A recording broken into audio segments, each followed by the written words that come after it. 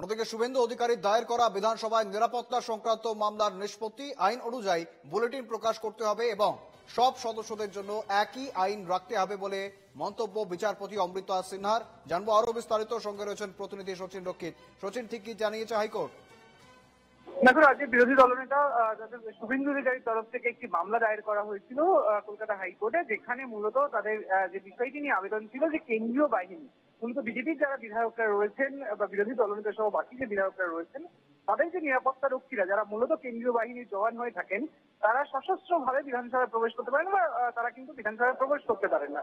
এবং অন্যদিকে যদি তারা দেখা যায়, তাহলে দেখা যাবে যে রাজ্যের একাধিক যারা পুলিশ কর্মীরা রয়েছেন, তারা মূলত যারা নিরাপত্তা দায়িত্বে থাকেন, তারা সশস্ত্রভাবেই কিন্তু বিধানসভার ভেতরেই থাকেন। ফলত এখানে একটা ইম্পার্শিয়ালিটির যে জায়গা, সেই জায়গাটি তুলে কিন্তু মূলত কলকাতা হাইকোর্টে আবেদন জানানো হয়েছিল।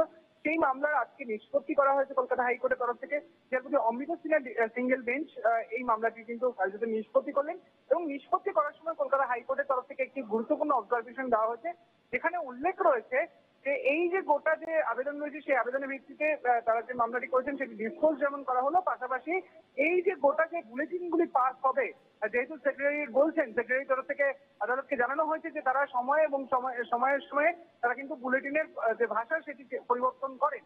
তো নতুন করে যে বুলেটিন পাস হবে, সেখানে যাতে কোনো রকম ইম্পার্শিয়ালিটি না হয়, সকলের জন্য সমান যাতে অধিকার থাকে এবং অবশ্যই গোটা যে বুলেটিনটি পাস হবে সেটি যাতে আইন মেনে হয়, তেমনটাই কিন্তু নির্দেশ দেওয়া হয়েছে বিচারপতি অমৃতা সিনহার তরফ থেকে।